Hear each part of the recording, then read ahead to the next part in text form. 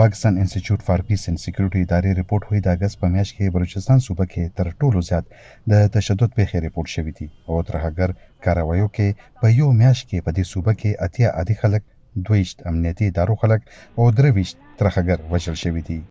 بلوچستان کی صورتحال جو ہے وہ په بلوچستان کې حالات ډېر په خرابېدو دي. وړاندې به وسلوال غرونو کې پټو او یوازې به هدفي بریدونه کول، خو اوس دا وسلوال په ښکارا د بلوچستان په بیلابېلو سیمو کې ګرځي، خلک د گاډو نه کوزوي او وژني او نږدې ورځو کې بلوچستان کې د ترهګرۍ لویو کاروایو لوجې دا د اګست میاشت پاکستان او خصوصي توګه له بلوچستان د پاره ډېره خونړی و.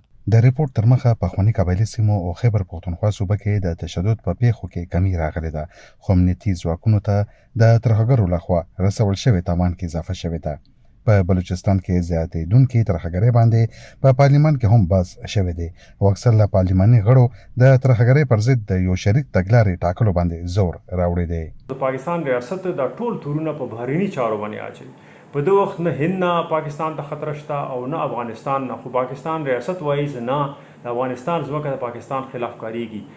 د بیانیې نه باوجود هم پاکستان په دنیا کې هر یو ګوټ کې د افغان کوم طالبان دي د هغې سر هم وینځي، د هغې پالیسیانې هم وړاندې کوي. بل طرف ته دا خبره کوون افغانستان کې د طالبانو نه بغیر بل څوک راځي هم نه، دا کنټرډیکټري دي.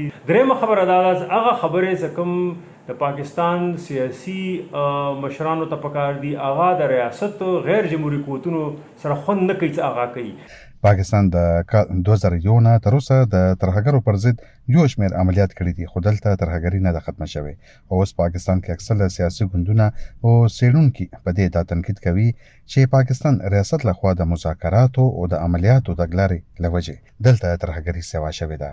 د عوامي نېشنل ګوند مشر ایمل ولی خان نږدې ورځو سېنټ کې ویلي وو اوس چې پاکستان ریاست کومې خبرې ته فساد وایي، همدا فساد یو وخت کې د افغان جهاد په نامه د پاکستان تګلاره وه. اورنګزیب خان، وایس اف امریکا، ډیوه، اسلام آباد.